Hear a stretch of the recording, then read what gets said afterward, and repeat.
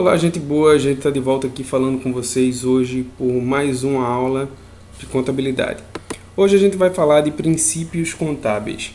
E quando eu falo de princípios contábeis, não é princípios orçamentários contábeis, como a gente deu a primeira aula. Vou botar o link aí para vocês darem uma olhada nesse link aí e vão ver a aula que a gente já falou sobre princípios orçamentários, tá? Então, a gente vai falar sobre os princípios contábeis. E os princípios contábeis, né? Antes de começar essa aula, a gente vai falar dessa resolução aí, da resolução 750 e da resolução 1282 de 2010, que foi a alteração que teve. Então, antes de falar disso aí, eu vou botar um link agora também para vocês de uma aula que a gente deu antes de noções iniciais de contabilidade. É bom você dar uma olhada primeiro nessa aula de noções iniciais, para depois ir para a aula de princípios contábeis. Bem, falando de princípios contábeis, a gente tem o costume de dar aula para vocês fazendo, além de explicar, ainda fazer um pouquinho de questão de concurso. Eu fiz uma mesclada aí de uma questão de concurso de um tempo atrás e as novas, né? E com essa mesclada deu para perceber que as questões elas são muito parecidas, elas meio que se repetem. Então a gente vai trabalhar em cima disso, a gente vai ensinar para vocês os princípios e vai trabalhar em cima de questões, como sempre. Bem, pessoal, olha aí. Em 93, a resolução 750 de 93 dizia que nós tínhamos esses princípios contábeis. Ecoparc. Entidade, continuidade, oportunidade, prudência, atualização monetária, registro pelo valor original e competência. Já na resolução 1282 de 2010, ela traz os seguintes elementos. Olha, EcoPRC. O que foi que aconteceu? A atualização monetária agora, ela foi aglutinada, foi engolida e faz parte do registro pelo valor original. Então, o que é que acontece, professor? Olha aí.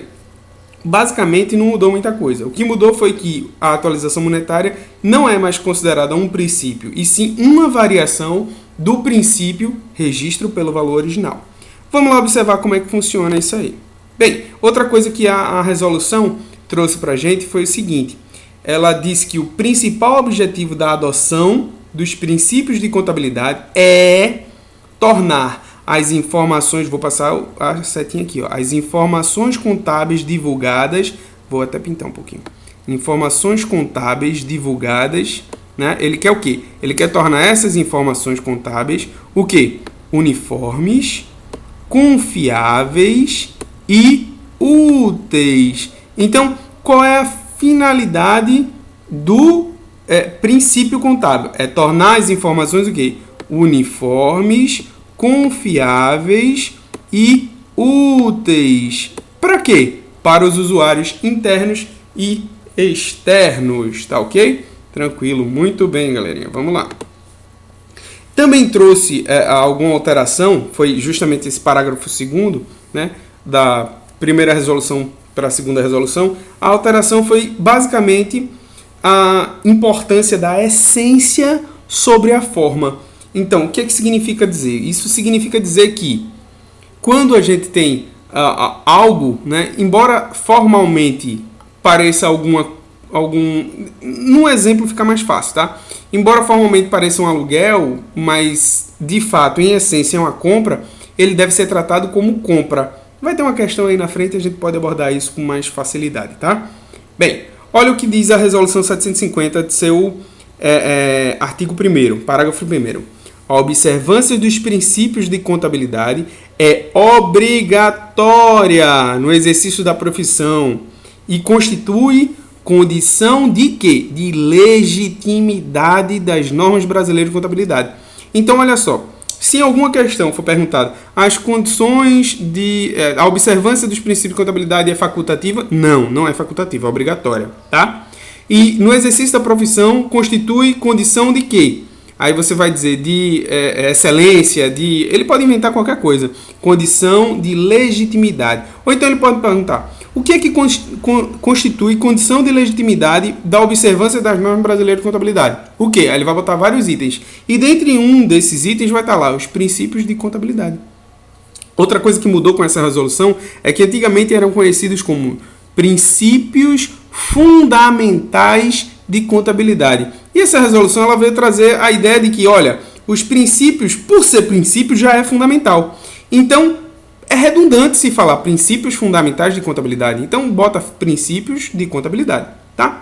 No parágrafo 2º, que foi adicionado pela Resolução 1282 de 2010, né, ele diz o seguinte, ó, na aplicação dos princípios de contabilidade, há situações concretas e a essência das transações devem prevalecer sobre os seus aspectos formais. O que é que ele está querendo dizer? A essência sobre a forma. A essência prevalece sobre a forma, tá? Bem, uma questão já para a gente perceber o que foi que mudou. Olha, essa questão foi em 2009, então, quando ele falou princípios fundamentais de contabilidade, ele mostra aí, ó, fundamentais, então era tratado ainda assim. A gente percebeu, viu as mudanças, mas nessa questão não foi nenhuma mudança, né, de caráter, como é que eu posso dizer, pesado, né? E essa mudança, ela até faz, essa questão, ela faz até aquela, remete àquele exemplo que eu estava dizendo para vocês, da essência sobre a forma. Embora não tivesse explícito, né, anteriormente, que a essência prevalecia sobre a forma, intrinsecamente já prevalecia a essência sobre a forma, tá ok? Então, vamos fazer a questão. Essa questão foi do TRT, 17ª Região, 2009, quem fez essa questão foi a CESP. De acordo com os princípios, na época era chamado de fundamentais, tá? Princípios fundamentais de contabilidade, um bem adquirido por meio de contrato de alienação fiduciária deve ser registrado no ativo da entidade alienante ou devedora. O que é que significa isso aí? Olha, de acordo com os princípios de contabilidade, um bem adquirido por meio de contrato de alienação fiduciária. O que é alienação fiduciária? Alienação fiduciária é uma compra, né? O que é que a gente pode dizer? É uma compra, você está pagando o aluguel daquela compra, é um leasing, você está pagando aquele produto, o produto ainda não é seu. Quando você terminar de pagar, aí ele passa para o seu nome, não é isso? É. Então, o que é isso? É um aluguel, quando você termina de pagar, você fica com ele. Formalmente é isso. Mas, de fato, o que é? Olha, se você comprar um leasing em um carro, você paga o carro está lá, no nome do banco, né? Lá, Banco do Brasil, por exemplo. Aí você está comprando um carro, seu carrinho, você está comprando o seu Audi TT, está pagando financiado pelo Banco do Brasil e aparece lá, proprietário, Banco do Brasil, financiando, né, para você. Então, isso é uma alienação fiduciária.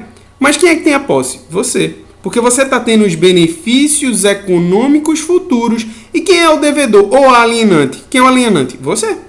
Então, olha a pergunta. Deve ser registrado no ativo da entidade alienante. Tipo, deve ser registrado no seu ativo ou deve ser registrado no ativo do banco? Deve ser registrado no seu ativo. Então, a questão está certa. Cadê? Eita, voltei, pessoal, mas vamos lá. Deve estar certa. Olha aí, questão está correta. Muito bem. Princípio da entidade. Bem, decorem, tá? Eu faço mnemônicos, que são pequenas palavrinhas para a gente poder ter uma facilidade em decorar. Eu não concordo que decorar é a melhor forma de aprender, tá? Decorar é para facilitar o aprendizado. Você pode utilizar a decoreba para facilitar o seu aprendizado, principalmente para quem está estudando para concurso. Então, Ecopark e EcoPRC, tá? EcoPRC, a gente vai falar deles. Aí, EcoPRC. O E significa entidade, tá? No princípio da entidade, ele fala lá um texto bem grande e eu peguei alguns tópicos para a gente adiantar isso aí, não ficar lendo o texto de lei. Então, olha, no princípio da entidade ele fala o quê? Que o objeto da contabilidade é o patrimônio. Lá, em noções iniciais, que eu já botei o link para vocês aí, ele também diz que o objeto da contabilidade é o patrimônio. Pronto, o princípio da entidade ele diz isso. E o que é que ele quer dizer com isso daí? Ele diz que o princípio da entidade significa que você o objeto da contabilidade é o patrimônio. Então, o patrimônio é da entidade e não o contrário. Não é a entidade que é do patrimônio, entendeu? E ele também diz que os bens do particular, ou seja, os bens do dono, não se confundem com os bens da entidade. A entidade, por isso que é chamada de pessoa, é uma pessoa jurídica, né? É uma pessoa própria, ela tem a sua vida própria, ela não precisa de outra pessoa se misturando nela, né? Quando você confunde esse princípio, quando você mistura os bens do sócio, do dono, do proprietário, com o da entidade, começa a desandar a própria sociedade, tá? Então, o que é que ele fala? O objeto da contabilidade é o patrimônio. Ele fala da autonomia patrimonial, sentido unívoco. Só há uma interpretação. A autonomia patrimonial é que só há um, tá? Você é autônomo, você é pessoa jurídica. Ele fala também que o patrimônio do particular é diferente do patrimônio da entidade. O patrimônio do sócio não é igual ao patrimônio da entidade. O patrimônio da entidade é da entidade.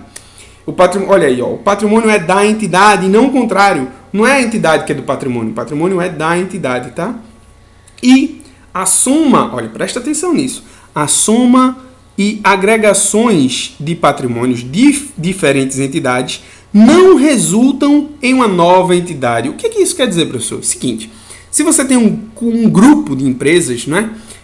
Cada empresa tem o seu próprio CNPJ, pode ser matriz e filial, aí sim é uma entidade, tá? Matriz e filial. Mas eu estou dizendo um grupo de empresas, tipo, você tem várias empresas. Se você quiser fazer uma soma desses patrimônios, porque eu sou o dono de várias empresas, cada um com seu CNPJ próprio. Mas eu tenho um relatório, eu quero saber como é que andam minhas empresas. Eu vou ter o relatório individual e o relatório consolidado. É isso que ele está dizendo. Ele está dizendo que vai ter um relatório consolidado. Isso não significa que é uma nova entidade, tá? Isso pode cair em concurso, já caiu até. Olha aí.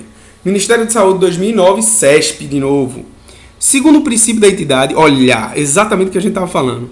A soma ou agregação de patrimônios autônomos resulta em uma nova entidade de natureza econômica contábil. Resulta? Não resulta não, amiguinho. Olha aí, tá vendo?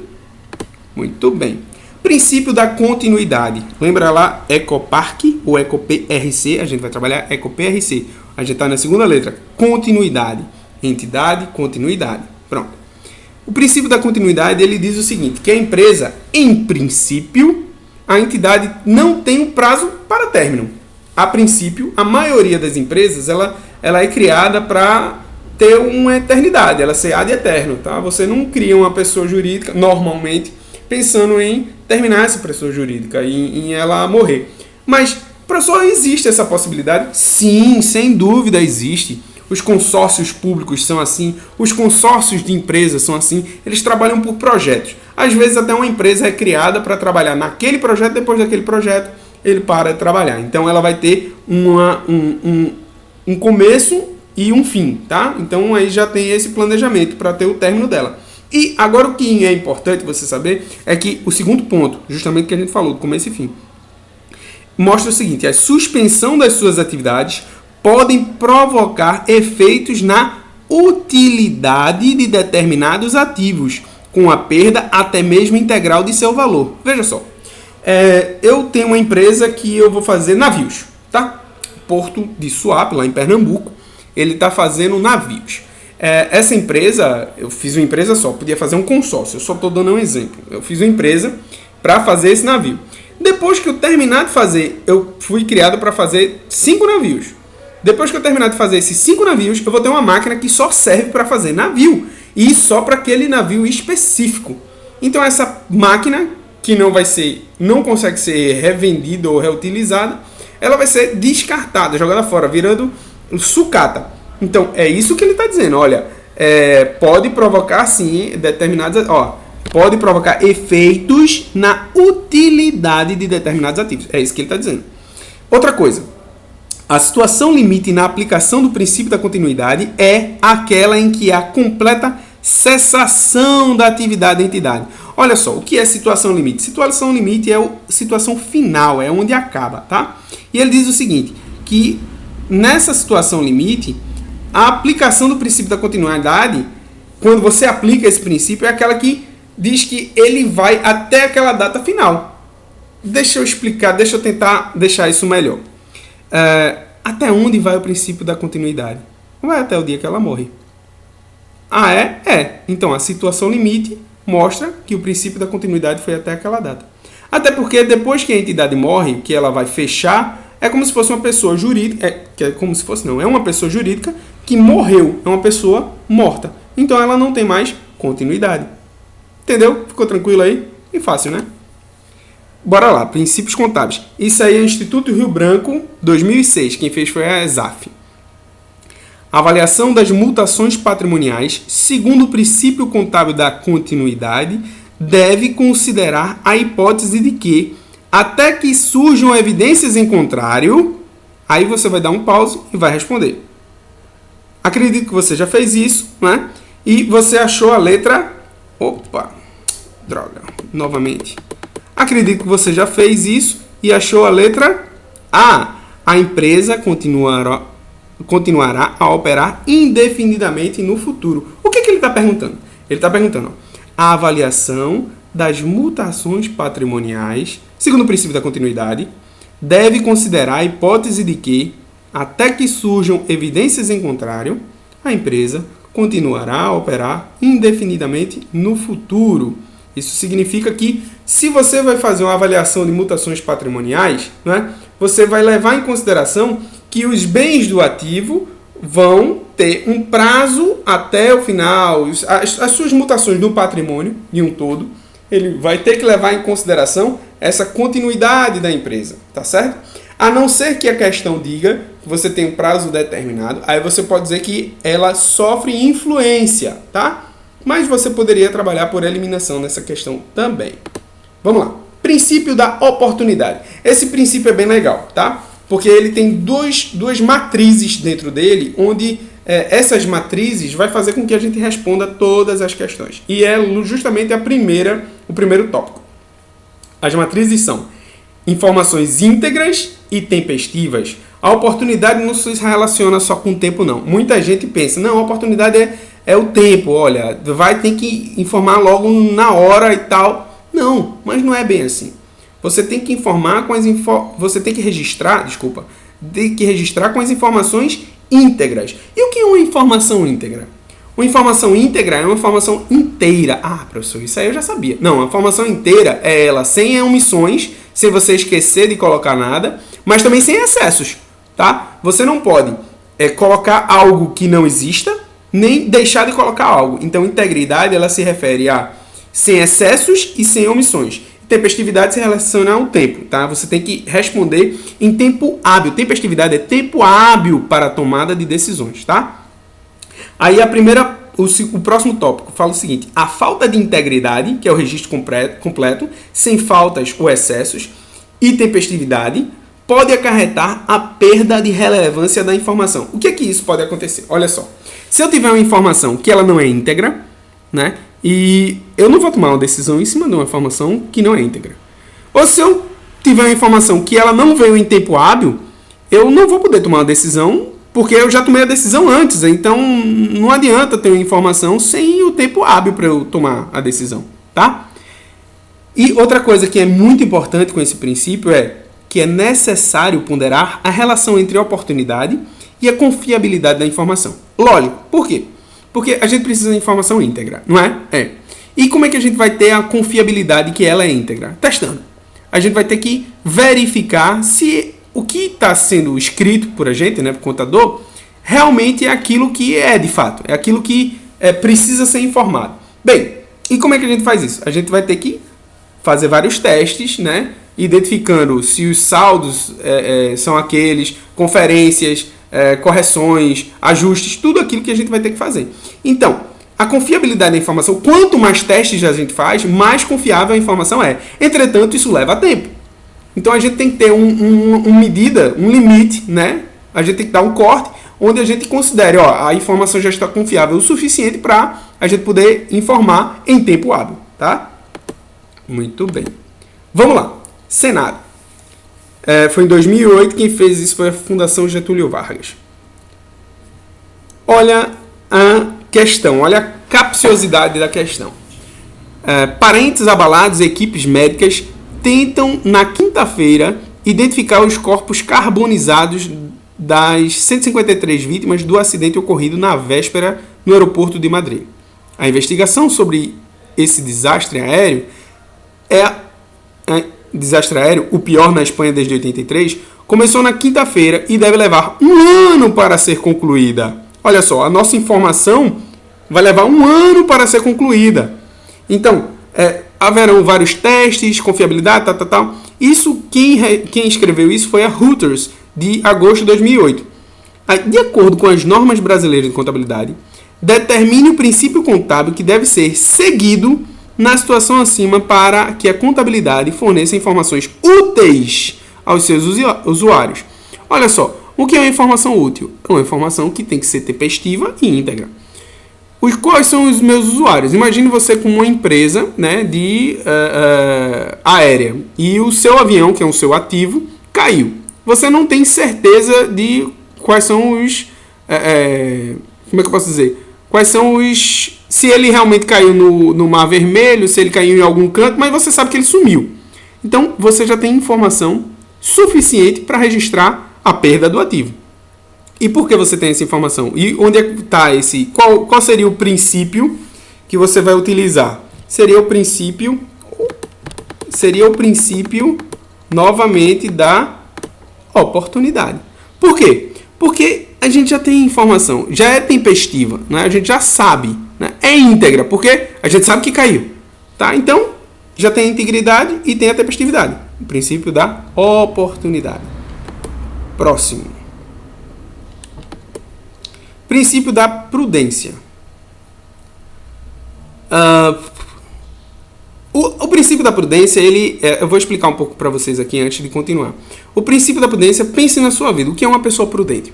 Uma pessoa prudente é aquela que ela se precave contra os intempéries da vida. Então, ela está se precavendo contra o mal. Tá? E o que seria considerado ruim para a administração, para a empresa? Olha só. Ruim para mim é uma despesa. Ruim para mim é algo que vai gerar um gasto para mim. E o que é bom? Bom é algo que vai me dar uma receita, é algo que não vai me dar um gasto, eu vou ter benefícios econômicos futuros. Tá, então vamos olhar assim, bem seco, bem beabá, ruim e bom. Então se eu teria um benefício econômico futuro, né, e agora eu não tenho mais, significa que é ruim. Então eu vou me precaver para isso. Então significa que eu vou diminuir os meus ativos, né? Vou registrar menos para os ativos, ou registrar mais para os passivos. Então eu tenho uma obrigação, então eu vou registrar mais. Por quê? Porque eu estou me precavendo. Porque se o pior cenário acontecer, eu estou preparado, tá? O princípio da prudência, ele fica na quantificação patrimonial. É aquele que afeta o patrimônio. Quando houver alternativas, essa parte é muito importante, tá? Quando houver alternativas igualmente válidas. Quando houver alternativas igualmente válidas, você vai registrar menor valor para os ativos e maior para os passivos. E isso houver certo grau de precaução. Isso vai trazer certo grau de precaução.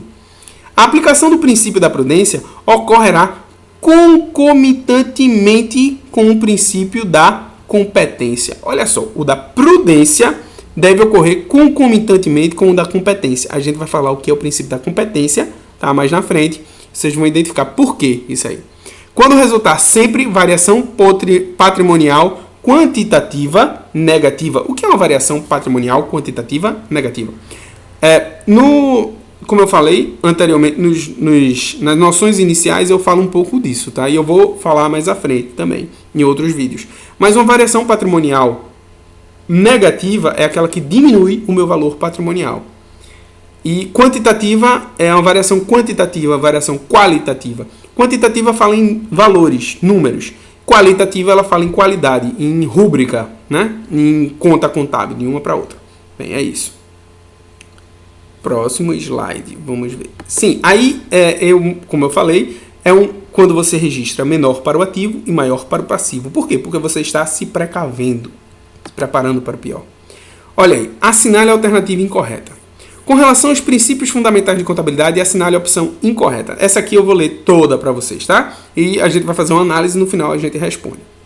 O princípio da prudência determina a adoção do menor valor para os componentes do ativo e do maior para os do passivo, sempre que se apresentem alternativas igualmente válidas para a quantificação das mutações patrimoniais que alteram o patrimônio líquido. Tá certo? Tá certo. Você vai marcar essa? Não vai, porque ele está pedindo opção incorreta. Continuando. O princípio da prudência impõe a escolha da hipótese que resulte menor patrimônio líquido. O que é menor patrimônio líquido? Aquele que tem uma variação patrimonial diminutiva. É isso mesmo? É. Até agora tá certo. quando se apresentam opções igualmente aceitáveis diante dos demais princípios fundamentais de contabilidade. Tá certo? Tá certo. O princípio da prudência somente se aplica às mutações posteriores, constituindo-se ordenamento indispensável à correta aplicação do princípio da competência. A gente leu isso? Leu, porque o princípio da prudência ele trabalha junto com o princípio da competência, tá certo? Está certíssimo. Letra D. A aplicação do princípio da prudência ganha ênfase quando, para a determinação dos valores relativos a variações patrimoniais, devem ser feitas estimativas que envolvam incertezas de grau variável. Professor, o senhor não disse exatamente isso. Não disse isso, mas eu disse que quando a gente tem que ter um certo grau de certeza, um certo grau significa que a gente não tem certeza absoluta, a gente tem uma incerteza. Daí a explicação da contabilidade ser uma ciência social, né? E não uma ciência exata. Começa daí, começa a partir desse princípio, ela ser uma ciência social e não uma ciência exata, porque é certo grau de certeza. Se é certo grau de incerteza, é algum grau de incerteza. Bem, letra E, né? O princípio da prudência refere-se simultaneamente a tempestividade e integridade. Opa, a gente leu isso em algum canto. Tempestividade e integridade se referia a qual mesmo? Bem, a gente vai ver.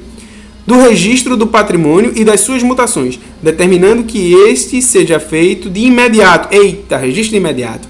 E com a extensão correta, independente das causas que originaram o registro. Bem, pessoal, a gente viu que isso não essa está incorreta e o princípio que ele está falando é o princípio da oportunidade. Muito bem.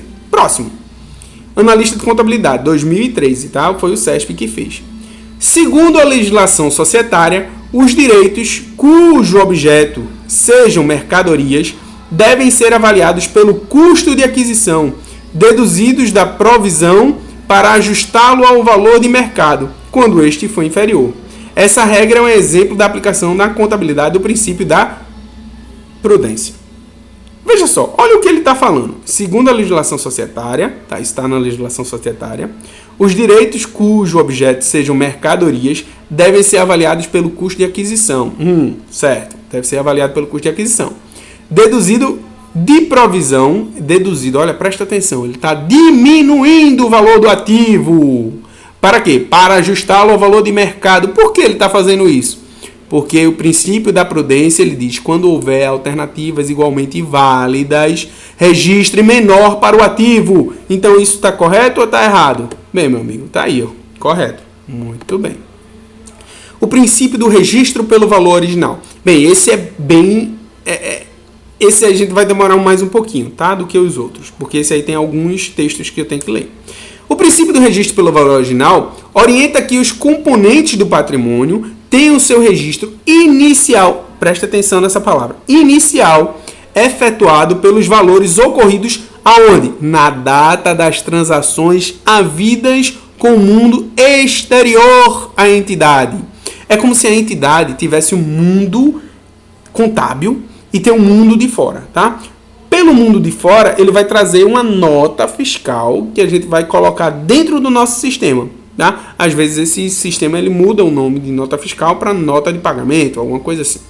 Enfim, aí quando você registra nessa data, você vai ter que ter aquele registro pelo valor que ocorreu, tá? Aquele é o registro valor inicial, estabelecendo dessa forma o quê? A linha de base. O que é linha de base? Linha de base é, a partir desse momento, eu tenho uma linha, onde essa linha vai me dar algumas informações. E é isso que eu estou dizendo. Eu tenho um marco, e a partir desse marco, eu vou subir ou vou descer essa informação. Mas eu tenho de onde partir. Essa é a linha de base, é de onde partir. Da avaliação patrimonial, tá? É a linha de base da avaliação patrimonial. A determinação do valor monetário de um componente do patrimônio, tá? Isso vai dizer que é a determinação do valor monetário de um componente do patrimônio, que vai ser no momento da compra, naquele valor que você usou, se foi compra, com o mundo exterior, tá? As bases de mensuração desse registro pelo valor original são o custo histórico E as variações do custo histórico. O custo histórico é justamente isso que a gente falou. Ó, foi o custo, pronto, eu comprei hoje. Foi o custo de compra, o custo histórico é o custo que eu tenho na data da compra, da aquisição. Variação do custo histórico. Quais são as variações? Custo corrente, valor realizável, valor presente, valor justo e atualização monetária. A gente vai falar de cada um deles agora. Por isso que eu disse que a gente demorava. Olha aí, a base de mensuração do registro de valor original, custo histórico. O custo histórico, ele diz o seguinte: ativos devem ser registrados pelos valores pagos ou a serem pagos. Por acaso, se você comprou ele parcelado, você vai ter que registrar pelo valor pago ou a serem pagos, tá certo? Você vai somar todo e vai botar o valor total, o valor integral dele. Passivos, você vai registrar pelos valores dos recursos que foram recebidos em troca da obrigação ou necessários para liquidar o passivo no curso normal das operações. Do mesmo jeito que você registrou o ativo pelo valor pago, você vai registrar o passivo pelo valor em troca da obrigação, tá? Base de mensuração, olha, custo corrente, variação do custo histórico, né? Todos aqueles que a gente falou. Custo corrente. O custo corrente é o valor que seria necessário para comprar ou liquidar, compra ou liquidação na data da demonstração. O que a gente pode pensar? Esse custo corrente também pode aparecer para a gente como valor recuperável, tá? Ou seja, se a gente vender hoje esse produto, a gente comprou um carro em 2005 e ele valia 25 mil, aí agora ele está valendo, sei lá, 15 mil. Então, como é que a gente vai registrar esse bem? Para comprar outro igualzinho a ele, a gente vai gastar 15 mil. Então, é o custo corrente. Esse custo corrente significa que é o valor recuperável, tá? É o custo que ele valeria para ser liquidado, para terminar de pagar ele, ou para compra de um novo. Valor realizável. O valor realizável é o valor que a gente vai vender, tá? O carro está lá vendendo, vale contabilmente, né, 10 mil, por causa da depreciação, desgaste, sei lá, e tal. Para você, se você fosse repor ele, o mesmo carro, você teria que comprar 15 mil. Olha, custo histórico, 10 mil. Custo histórico, 25 mil.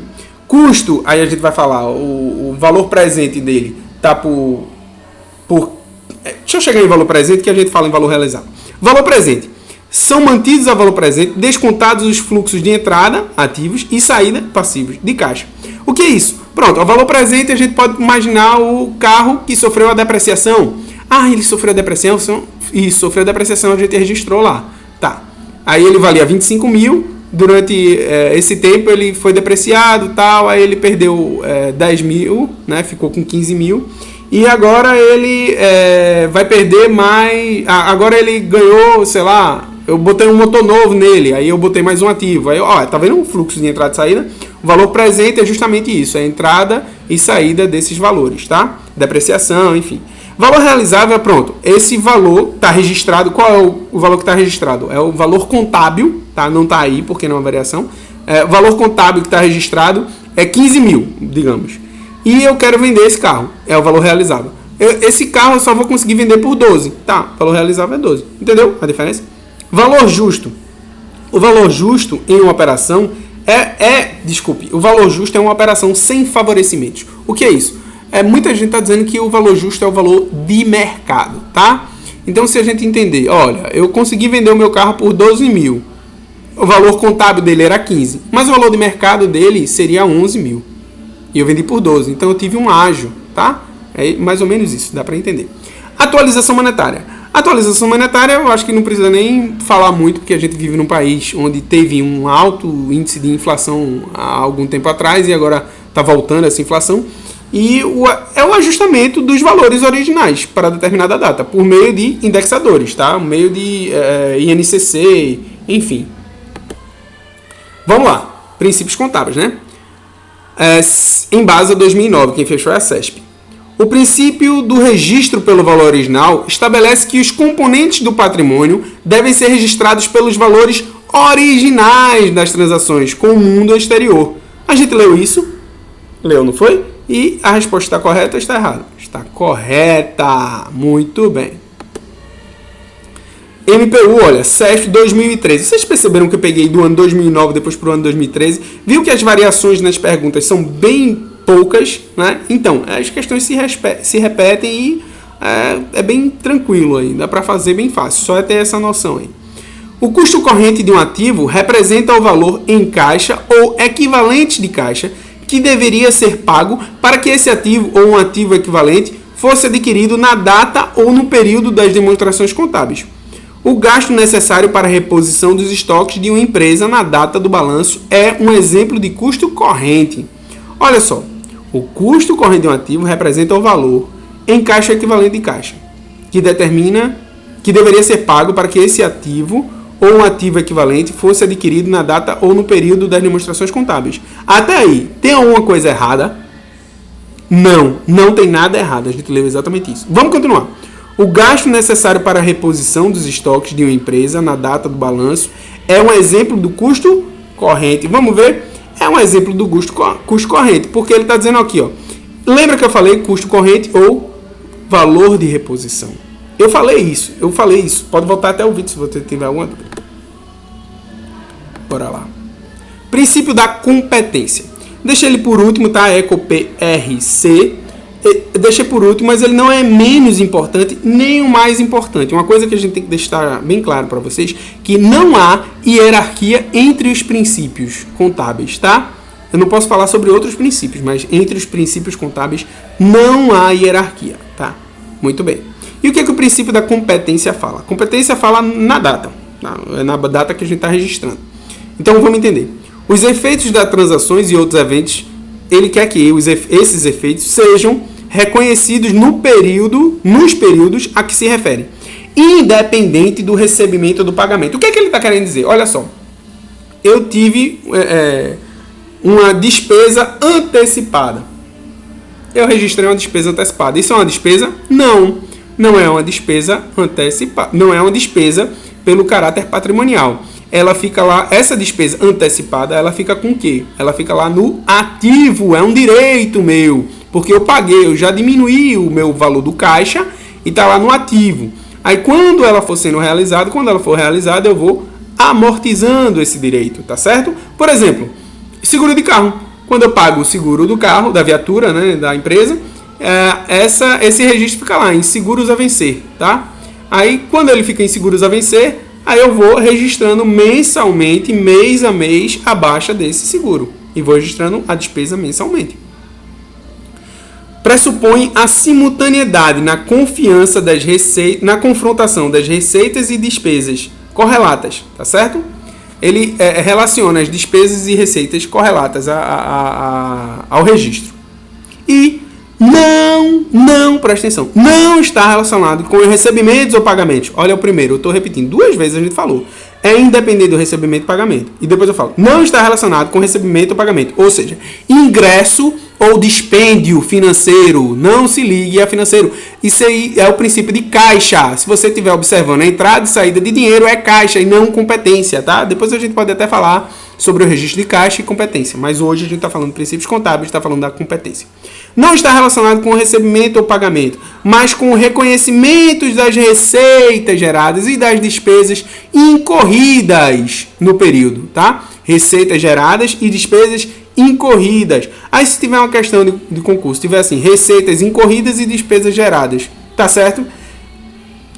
Podemos dizer que filosoficamente está correto, mas de acordo com a legislação, é receita gerada e despesa incorrida, tá? No período a que se refere.